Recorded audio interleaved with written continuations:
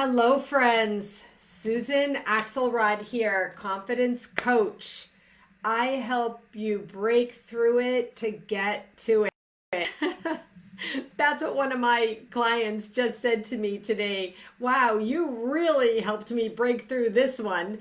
And so that reminded me of that old tagline that I had created and shared. I help people break through it to get to it, getting to whatever it is that is really on your mind and on your heart and that you really want to do and accomplish.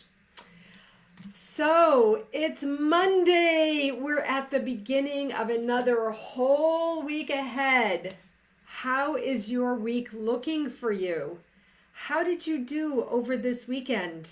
How did you take it? Did you give yourself a break? Did you scurry around trying to get even more done? Did you find a little tiny bit of restive space? I'm really talking more and more about catching rest when you can.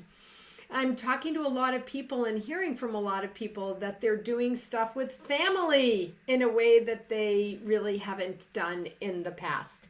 And so I'm delighted about this. One of the things that I really have a sense is happening today in the world is that many of us are really being given the thing that we have been wanting. And for so many family members who work so hard and life is so crazy and chaotic, they're being given a little bit more time with family. So I hope that you are able to find that space in a healthy, comfortable way for everyone involved. All right, let's go to our daily awakening card. I do not want us to fall into a malaise or an apathy, and I'm going to talk about that in today's live. I do not want us to, get tired and apathetic and really just be in a malaise. I want us to be awake.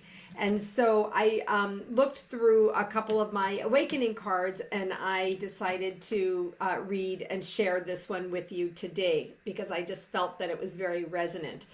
So here's what it says. Ready? Take 3 nourishing breaths in through your nose, down into your belly. Let your eyes soften. Bring your attention to the space behind your eyes in the midpoint of your mind. Let that space open quietly. This is how I create space and time for insight. I love this. I'm going to read it again and I'm going to read it slowly so you can do the breaths, okay? Finding your breath, catching your breath, taking your breath. It's so important right now. Here we go. Take 3 nourishing breaths. In through your nose, down into your belly. Let your eyes soften. Bring your attention to the space behind your eyes in the midpoint of your mind. Let that space open quietly. This is how I create space and time for insight. Do you know, personally, that is actually how I create space and time for insight. I started a breathing practice so many years ago now, many years ago. I didn't always have it, but eventually along the way of my own sort of enlightened journey, I started a breathing practice, and that is how I began to find that quiet space in my mind. When I teach people breathing, when I teach people how to find what I call a meditative space or a restive space, I actually sometimes say, take your hand, and if you know me, if you've been following me, or if you've been one of my clients, this may be familiar to you, but I say, take your hand. Sometimes the physical act, slice through the air. You can close your eyes and picture and feel all the clutter and chaos in your mind.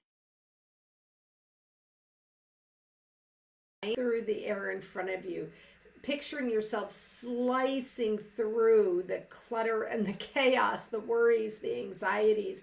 And then you can take both sides and open them up. Pull open what you just sliced through.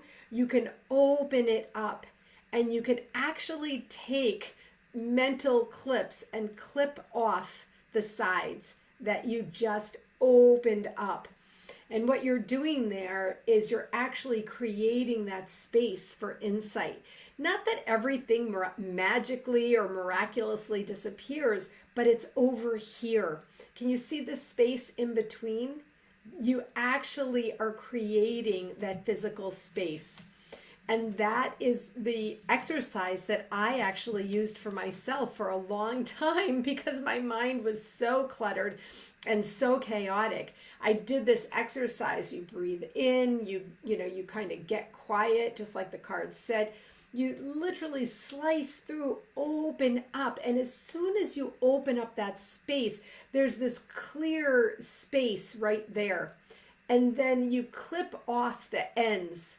And then you can sit there right in the middle in that clear space where you can breathe. Before that, I couldn't even catch a breath that went all the way in and all the way down deep. I was always in that shallow breathing space. So I couldn't even really get that clear, deep breath. So I hope that serves you, whatever you need to do more than ever right now to really catch that breath and create that space for yourself. And the card says, this is how I create space and time for insight. So I want to ask you, what is the insight that you might create space and time for? What is the insight that is in you, that is rising, hovering, coming up to the top? What is that insight for you? One of the things that has been coming up for me as I do my own work, really emerging as a leader today, talking about the real stuff that's going on in people's lives, listening, reading, praying, meditating on what it is that I'm intended to do, how I'm intended to offer support. I'm listening for my own insight. So one of the things that I heard, right, in my mind when I gently closed my eyes and went to my mid-mind, just like the card said, is the importance of self-care.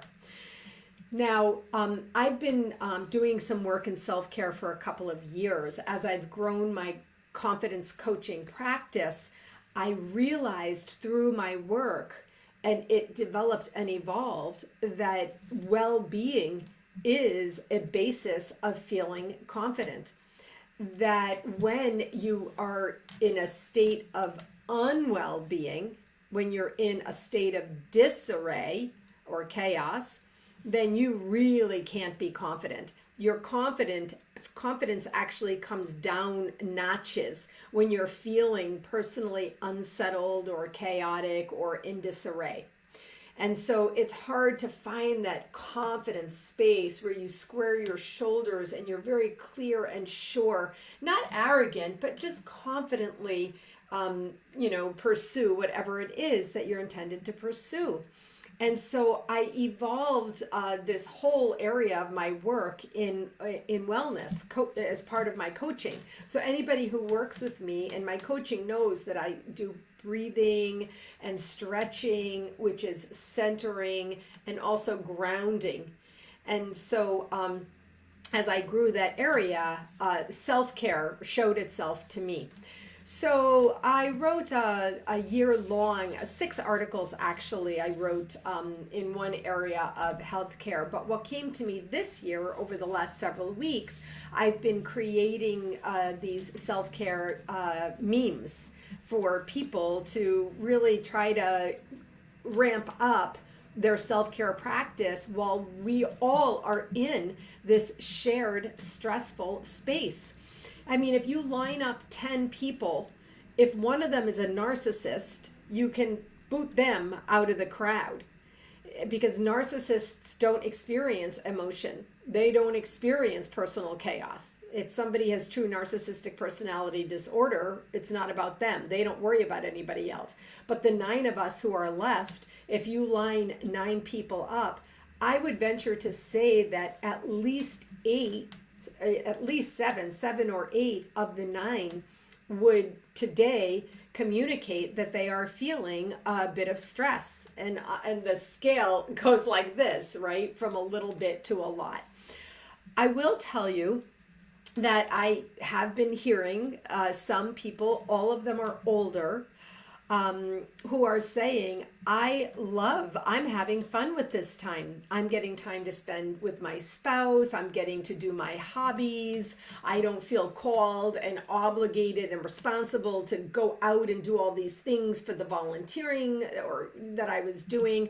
I'm simply not allowed really at this time to go out and help anyone else. All those people I might have been helping, even for people like me who are helping to care for parents. I'm just simply not able to go up there. Certainly not as frequently as I used to, if at all. And so suddenly you have more time and you've got nothing but all the things that you had been yearning for. Just sitting and reading, giving yourself total permission to just sit and read for hours on end, right? Where you don't have to be doing anything else. Now, that's very nice for people in that life stage to be doing that. But more of the people are in fact feeling some kind of stress or duress about their personal circumstances. My heart simply goes out to every parent with children at home, really around the entire country, world even, trying to figure out what to do.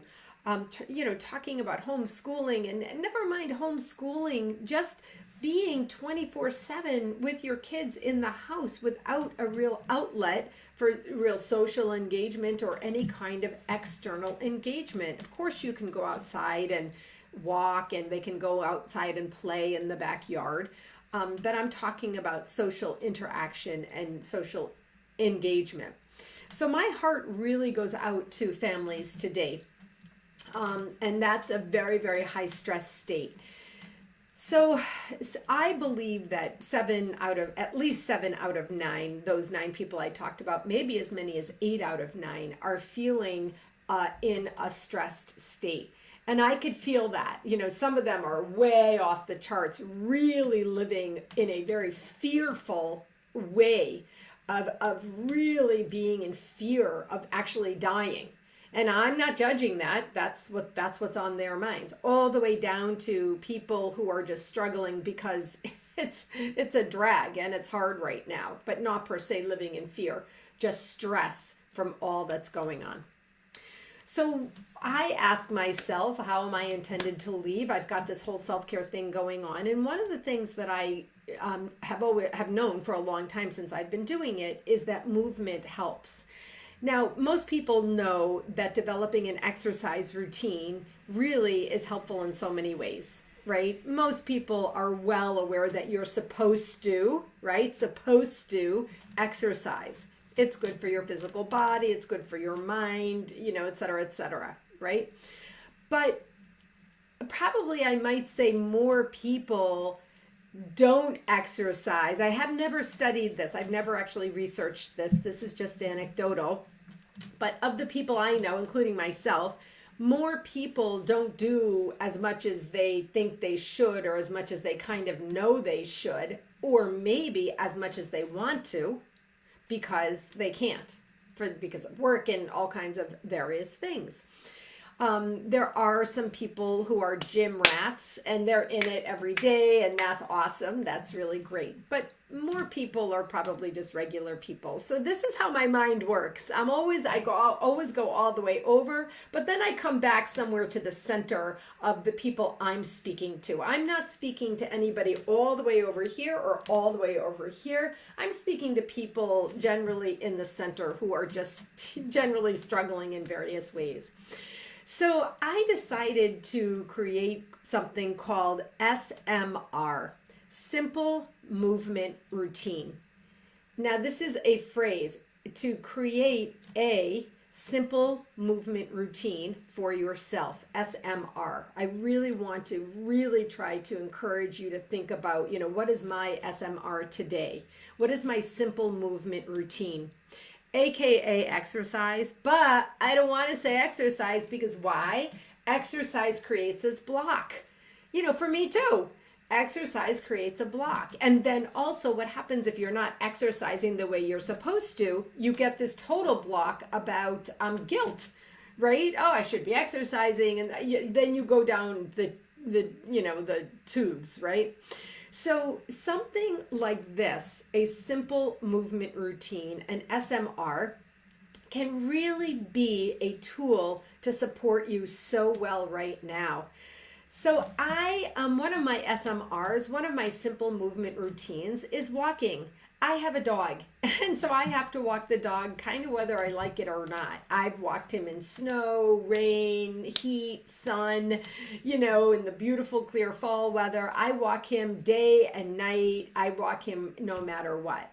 So walking has become kind of simple for me. It's not always fun or easy. I could be here late at night when I have to, get him outside to go because he can't do it himself. And I may be comfy on the couch and I may not want to do that late night walk. My husband usually does the nighttime walk, but one of us has to do it. But generally walking is simple for me. And so that is one of my simple things. And I want to encourage you to think about what is one sort of movement that is simple for you. So the simple movement routine that I could suggest, which is what I've suggested in my meme, is 10-10-10. Do just 10 jumping jacks. Just 10. Just 10. If you can get up and whip off 10 jumping jacks and do 10 jumping jacks every day, okay, great. Maybe you should do 20 or 25 or 30. But honestly, most regular people who don't work out, you do 10 jumping jacks and you're breathing heavily. So just 10 jumping jacks. The point of this is not that 10 jumping jacks is going to change your physical body or change your life, but it's movement. This is what I'm talking about today and what I'm really trying to get across. The second 10 is 10 minutes of dancing to your favorite dance music. Whatever it is, you go back to your 16-year-old self and choose your favorite dance music and turn it on and set your timer for 10 minutes. I'll tell you, dancing straight on for 10 minutes, it's pretty tiring. It's not necessarily easy, even though it is fun. And, if you have young children, they would love to dance with you. But most of us have, if you have older children, they're inhibited. They're going to be like, what the hell are you doing? You could either do it in your bathroom where nobody can see you, or, you can just say, join me or not, baby. It's my simple movement. I'm doing my SMR. So 10 minutes of dancing, even if it's slow dancing, even if it's just swaying, I really don't care. That's the whole point. Whatever is good for you and whatever is appropriate for you to do in your body size with your body ability. Okay? But 10 minutes of dancing. So 10 jumping jacks, 10 minutes of dancing. And then the last one is 10 trips up and down your stairs. So I made a little video earlier for my private group, and I said, now if you only have 3 steps in your house, if you live on a ranch, maybe you only have 3 steps up and down the outside, you got lucky. You can easily do 10 trips up and down 3 steps. But if you have 20 steps in the house, and you choose to do 2 sets of stairs all the way up the basement, all the way up to the second flight if you have, and back down again. Now you do that 10 times. That's really good movement for your body. Now, if you live in a high-rise building, and Jackie Atchison Siegel was saying that she did 26 flights or something like that. I can't remember what she said. You can go ahead. You can do all of the flights in your high-rise building if you want. But any way, shape, or form, 10, 10, 10. And honestly, folks, I don't really care what 3 activities you pick. Whatever it is, if you want to do 10 sit-ups instead of jumping jacks, if you want to do 10 10 leaps on a jump rope, go ahead. If you want to do, 10 minutes on a bar, on a ballet bar, I don't care. The point is simple movement routine. And today is Monday. Oh my gosh, I can't believe it's so late already. Okay, I went on too long talking about this, but I'm so impassioned about this because I really believe that if every single person could create an SMR and really just do it daily, that it's going to really, really serve us during these difficult, stressful days. Okay? All right. I got to close out quickly because I have another call that I have to get onto. So thank you for joining me today. It's great to see you here. And if you're watching this by video, I'd love to hear, what you think about the SMR idea and what you might do for your SMR. All right? Okay, friends, have a great evening, and I'll see you tomorrow for Live at 5. Bye.